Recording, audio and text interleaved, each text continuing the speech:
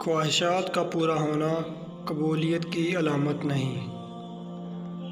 کتب میں ایک واقعہ لکھا ہے کہ وہ شخص ایک عیسائی اور ایک مسلمان دونوں بستر مرگ پر تھے۔ بیماری کی اس حالت میں عیسائی کے دل میں یہ خواہش پیدا ہوتی ہوئی آئی کہ مجھے مچھلی کا گوشت مل جائے۔ اللہ تعالیٰ نے فرشتے سے فرمایا کہ جاؤ اس عیسائی کے گھر کے تالاب میں ایک مچھلی ڈالو تاکہ اس کی خواہش پوری ہو جائے۔ مسلمان کے دل میں یہ آرزو بری کہ زندگی کے اس آخری حصے میں مجھے زیتون کا تیل میسر ہو جائے۔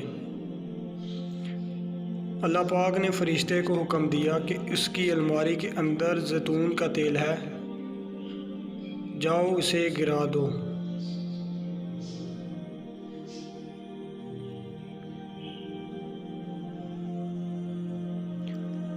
اللہ تعالیٰ کا حکم ہے کہ اس عیسائی کی خواہش پوری کر دو اور اس مسلمان کا زیتون کا تیل گرا دو۔ فرشتے نے عرض کیا، آپ کا حکم امت کی آسانی کے لیے ہے، اس کی مصلحت بھی بتا دیجیے تاکہ امت کو سبق مل جائے، انسانیت کو سبق مل جائے۔ اللہ رب العزت نے فرمایا، وہ جو عیسائی ہے دنیا کے لحاظ سے اس کی ایک نیکی باقی ہے، میں چاہتا ہوں کہ اس کی اس نیکی کا بدلہ بھی دنیا کے اندر ہی دے دیا جائے، اور جب وہ میرے پاس آئے تو اس کے لیے سوائے جہنم کے اور کچھ نہ ہو۔ اور جہاں تک تعلق مسلمان کا ہے تو اس کی ایک کوتاہی اس کے دامن پر رہ گئی ہے،